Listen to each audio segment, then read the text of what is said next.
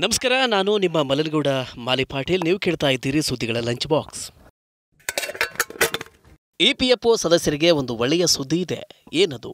ಅತಿ ಹೆಚ್ಚು ಐಷಾರಾಮಿ ಮನೆಗಳು ಎಲ್ಲಿ ಮಾರಾಟವಾಗ್ತಿವೆ, ಯಾವ ಕಂಪನಿಯಲ್ಲಿ ಉದ್ಯೋಗಿಗಳ ವಜಾ ಮಾಡ್ತೇವೆ ಅಂತ ಹೇಳಿದ್ದಾರೆ. ಈ ಎಲ್ಲ ಸುದ್ದಿಗಳನ್ನು ಹೇಳ್ತೇವೆ. ಇದರ ಜೊತೆಗೆ ಪರ್ಸನಲ್ ಫಿನಾನ್ಸ್ ಮತ್ತು ಬಿಸ್ನೆಸ್ ಸುದ್ದಿಯೂ ಇರುತ್ತೆ. ಬನ್ನಿ ಸುದ್ದಿಗಳ ಲಂಚ್ ಬಾಕ್ಸ್ ತೆರೆಯೋಣ. ಚಿಕಿತ್ಸೆಗೆ 1 ಲಕ್ಷ ರೂಪಾಯಿವರೆಗೆ ಭಾಗಶಃ ಪಿಎಫ್ ವಿತ್ಡ್ರಾಗೆ ಅವಕಾಶ. ಇಪಿಎಫ್ಒ ಸದಸ್ಯರಿಗೆ ಒಂದು ಮಹತ್ವದ ಅನುಕೂಲ ಸಿಕ್ಕಿದೆ. ಇಪಿಎಫ್ಒ ಸದಸ್ಯರು ಈಗ ತಮ್ಮ ಅಥವಾ ತಮ್ಮ ಕುಟುಂಬದ ಯಾವುದೇ ಸದಸ್ಯರ ಚಿಕಿತ್ಸೆಗೆ ಅಂತ ಪಿಎಫ್ ಖಾತೆಯಿಂದ 1 ಲಕ್ಷ ರೂಪಾಯಿ ಹಣವನ್ನು ತೆಗೆಯಬಹುದು. ಈ ಮೊದಲು ಈ ಮಿತಿ 50,000 ಇತ್ತು. ಅದನ್ನು ಈಗ 1 ಲಕ್ಷಕ್ಕೆ ಹೆಚ್ಚಿಸಲಾಗಿದೆ ಅಂತ ಇಪಿಎಫ್ಒ ಪ್ರಕಟಣೆ ತಿಳಿಸಿದೆ. ಇಪಿಎಫ್ಒ ಪ್ರಕಾರ ಒಬ್ಬ ಸದಸ್ಯರು ಅಥವಾ ಅವರ ಅವಲಂಬಿತರು 1 ತಿಂಗಳು ಅಥವಾ ಅದಕ್ಕಿಂತ ಹೆಚ್ಚು ಕಾಲ ಆಸ್ಪತ್ರೆಗೆ ದಾಖಲಾಗಿದ್ದರೆ, ಆಸ್ಪತ್ರೆಯಲ್ಲಿ ದೊಡ್ಡ ಮಟ್ಟದ ಶಸ್ತ್ರಚಿಕಿತ್ಸೆಗೆ ಒಳಗಾದಾಗ ಅಥವಾ ಟಿಬಿ, ಪಾರ್ಶ್ವವಾಯು, ಕ್ಯಾನ್ಸರ್, ಮಾನಸಿಕ ಅಸ್ವಸ್ಥತೆ ಅಥವಾ ಹೃದ್ರೋಗದಿಂದ ಬಳಲುತ್ತಿದ್ದರೆ ಅವರು ಮುಂಗಡವಾಗಿ ಹಣ ಪಡೆಯುವುದಕ್ಕೆ ಅರ್ಜಿಯನ್ನು ಸಲ್ಲಿಸಬಹುದು. ಆದರೆ ಉದ್ಯೋಗಿ ಅಥವಾ ಅವನ ಕುಟುಂಬದ ಸದಸ್ಯರು ಸರ್ಕಾರಿ ಆಸ್ಪತ್ರೆಯಲ್ಲಿ ದಾಖಲಾಗಬೇಕಿರುತ್ತೆ. ನೀವು ರೋಗಿಯನ್ನು ಖಾಸಗಿ ಆಸ್ಪತ್ರೆಗೆ ದಾಖಲಿಸಿದರೆ ತಪಾಸಣೆ ಮಾಡಿದ ನಂತರವೇ ನಿಮಗೆ ಕ್ಲೇಮ್ ಸಿಗುತ್ತೆ. 1 ತಿಂಗಳಲ್ಲಿ 3ನೇ ಬಾರಿಗೆ ಎಫ್ಡಿ ಬಡ್ಡಿ ಹೆಚ್ಚಿಸಿದ ಐಸಿಐಸಿಐ ಬ್ಯಾಂಕ್. ದೇಶದ ಅತಿದೊಡ್ಡ ಖಾಸಗಿ ವಲಯದ ಬ್ಯಾಂಕ್ ಐಸಿಐಸಿಐ ಬ್ಯಾಂಕ್ ತನ್ನ ಎಫ್ಡಿ ಬಡ್ಡಿ ದರ ಹೆಚ್ಚಿಸುವುದಕ್ಕೆ ನಿರ್ಧರಿಸಿದೆ. ಐಸಿಐಸಿಐ ಬ್ಯಾಂಕ್ನಿಂದ ಅಧಿಕೃತ ವೆಬ್ಸೈಟ್ನಲ್ಲಿ ನೀಡಿರುವ ಮಾಹಿತಿಯ ಪ್ರಕಾರ 2 ರಿಂದ 5 ಕೋಟಿ ರೂಪಾಯಿ ಎಫ್ಡಿ ಬಡ್ಡಿ ದರ ಹೆಚ್ಚಳಕ್ಕೆ ಬ್ಯಾಂಕ್ ನಿರ್ಧರಿಸಿದೆ. ಈ ಹೆಚ್ಚಳದ ನಂತರ ಬ್ಯಾಂಕ್ 7 ದಿನಗಳಿಂದ 10 ವರ್ಷಗಳವರೆಗಿನ ಬಲ್ಕ್ ಎಫ್ಡಿ ಯೋಜನೆಯನ್ನು ಸಾಮಾನ್ಯ ನಾಗರಿಕರಿಗೆ $4.75 ರಿಂದ $7 ಬಡ್ಡಿ ದರವನ್ನು ನೀಡುತ್ತಿದೆ. 1 ವರ್ಷದಿಂದ 389 ದಿನಗಳ ಎಫ್ಡಿಗಳ ಮೇಲೆ ಅತಿ ಹೆಚ್ಚಿನ ಬಡ್ಡಿ ದರ ಸಿಗ್ತಿದೆ. ಇದರಲ್ಲಿ ಸಾಮಾನ್ಯ ಮತ್ತು ಹಿರಿಯ ನಾಗರಿಕರಿಗೆ $7.25 ಬಡ್ಡಿಯನ್ನು ನೀಡುತ್ತಿದೆ. ಈ ಹಿಂದೆ ಬ್ಯಾಂಕ್ ತನ್ನ ಬಡ್ಡಿ ದರಗಳನ್ನು ಏಪ್ರಿಲ್ 1 ಮತ್ತು 9 ಹೆಚ್ಚಿಸಿತ್ತು. ಕಳೆದ ಹಣಕಾಸು ವರ್ಷದಲ್ಲಿ ಮ್ಯೂಚುವಲ್ ಫಂಡ್ಗಳದ್ದೇ ದರ್ಬಾರ್. 35% ಅಸೆಟ್ ಏರಿಕೆ. 2024ರ ಹಣಕಾಸು ವರ್ಷದಲ್ಲಿ ದೇಶೀಯ ಮ್ಯೂಚುವಲ್ ಫಂಡ್ ಉದ್ಯಮ ಅತ್ಯಂತ ಸಮೃದ್ಧವಾಗಿ ಬೆಳೆದಿದೆ. ಎಎಂಎಫ್ಐ ಅಂದರೆ association of mutual funds in India ಇತ್ತೀಚಿನ ವರದಿಯ ಪ್ರಕಾರ ಮಾರ್ಚ್ 2024ರ ವೇಳೆಗೆ ಎಯುಎಂ ಅಂದರೆ ನಿರ್ವಹಣೆಯ ಅಸೆಟ್ ದಾಖಲೆಯ ಗರಿಷ್ಠ 53.40 ಲಕ್ಷ ಕೋಟಿ ರೂಪಾಯಿಗಳನ್ನು ತಲುಪಿದೆ.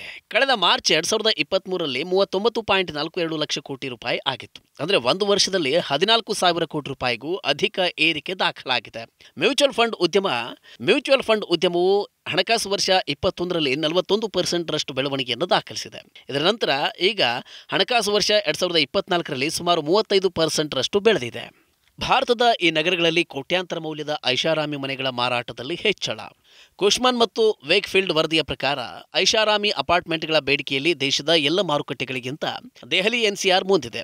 ಮಾರ್ಚ್ ತ್ರೈಮಾಸಿಕದಲ್ಲಿ ದೆಹಲಿ ಎನ್ಸಿಆರ್ನಲ್ಲಿ ಹೊಸ ಓಪನ್ ಆದ ಐಷಾರಾಮಿ ಅಪಾರ್ಟ್ಮೆಂಟ್ಗಳ ಪಾಲು 61%. ಇದು ದೆಹಲಿ ಎನ್ಸಿಆರ್ ಮಾರುಕಟ್ಟೆಯಲ್ಲಿ ಐಷಾರಾಮಿ ಮನೆಗಳಿಗೆ ಬೇಡಿಕೆ ಪ್ರಬಲವಾಗಿದೆ ಎಂಬುದನ್ನು ತೋರಿಸುತ್ತೆ. ಅದೇ ಸಮಯದಲ್ಲಿ ಮುಂಬೈ ಮತ್ತು ಬೆಂಗಳೂರಿನಲ್ಲಿ ಐಷಾರಾಮಿ ಅಪಾರ್ಟ್ಮೆಂಟ್ಗಳ ಪಾಲು ಅನುಕ್ರಮವಾಗಿ 26% ಮತ್ತು 19%.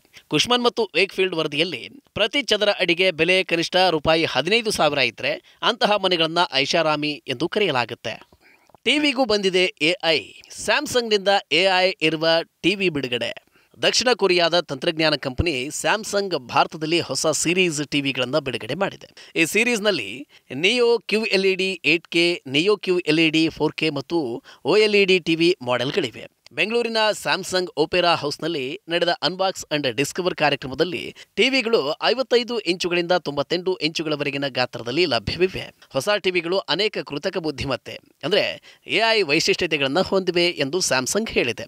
ಎಐ ದೃಶ್ಯ ಅನುಭವವನ್ನು ಹೆಚ್ಚಿಸುತ್ತೆ. ಎಐಯನ್ನು ಧ್ವನಿಯಲ್ಲಿಯೂ ಕೂಡ ಬಳಸಲಾಗಿದೆ. ಇದು ಬ್ಯಾಕ್ಗ್ರೌಂಡ್ ನಾಯ್ಸ್ ಪತ್ತೆ ಮಾಡಿ ವ್ಯಾಲ್ಯೂಮ್ ಅನ್ನು ಆಟೋಮೆಟಿಕ್ ಆಗಿ ಅಡ್ಜಸ್ಟ್ ಮಾಡುತ್ತೆ. ಮತ್ತೆ ಅನೇಕ ಉದ್ಯೋಗಿಗಳನ್ನು ವಜಾ ಮಾಡಿದ ಗೂಗಲ್. 2024ರ ಮೊದಲ ಲೇ ಆಫ್ ಅನ್ನು ಟೆಕ್ ದೈತ್ಯ ಗೂಗಲ್ ಘೋಷಣೆ ಮಾಡಿದೆ. ಕಂಪನಿ ತನ್ನ ರೀಸ್ಟ್ರಕ್ಚರಿಂಗ್ ಯೋಜನೆಯಡಿಯಲ್ಲಿ ಈ ವಜಾ ಮಾಡಿದೆ. ಅಮೆರಿಕದ ಮಾಧ್ಯಮಗಳಲ್ಲಿ ಈ ಮಾಹಿತಿ ಪ್ರಕಟವಾಗಿದೆ. ಕಂಪನಿಯ ಸಿಎಫ್ಒ ರುತ್ ಪೋರಟ್ ಅವರು ವಜಾಗೊಳಿಸಿದ ಬಗ್ಗೆ ಮೆಮೊ ಮೂಲಕ ಮಾಹಿತಿಯನ್ನು ನೀಡಿದ್ದಾರೆ ಮತ್ತು ಕಂಪನಿಯ ಹೊಸ ಯೋಜನೆ ಬಗ್ಗೆ ತಿಳಿಸಿದ್ದಾರೆ. ಕೆಲವು ಸಮಯದ ಹಿಂದೆ ಗೂಗಲ್ ಸಿಇಒ ಸುಂದರ್ ಪಿಚೈ ಕೂಡ ಲೇ ಆಫ್ ಬಗ್ಗೆ ಹೇಳಿಕೆ ನೀಡಿದ್ರು. ಪ್ರಸ್ತುತ ಎಷ್ಟು ಉದ್ಯೋಗಿಗಳನ್ನು ವಜಾಗೊಳಿಸಲಾಗಿದೆ ಎಂಬುದನ್ನು ಬಹಿರಂಗಪಡಿಸಲಾಗಿಲ್ಲ. ಆದರೆ ಈ ಬಾರಿ ಅಕೌಂಟ್ ವಿಭಾಗದವರಿಗೆ ನೌಕರಿ ಕಳೆದುಕೊಳ್ಳುವ ಭೀತಿ ಉಂಟಾಗಿದೆ ಹೀಗೆಂದು ವರದಿ ಹೇಳುತ್ತೆ. ಏಷ್ಯಾ, ಯುರೋಪ್ ಮತ್ತು ಮಧ್ಯಪ್ರಾಚ್ಯದಲ್ಲಿರುವ ಗೂಗಲ್ ಉದ್ಯೋಗಿಗಳಿಗೂ ಇದರ ಬಿಸಿ ತಟ್ಟಲಿದೆ. ಕಂಪನಿಯು Bengaluru, Dublin, Mexico city, Atlanta ಮತ್ತು ಚಿಕಾಗೋದಲ್ಲಿ ಸೆಂಟ್ರಲ್ ಹಬ್ ಅನ್ನು ನಿರ್ಮಿಸಲಿದೆ ಎಂದು ವರದಿ ಹೇಳಿದೆ. ಇದಿಷ್ಟು ಇಂದಿನ ಲಂಚ್ ಬಾಕ್ಸ್ ಸುದ್ದಿ.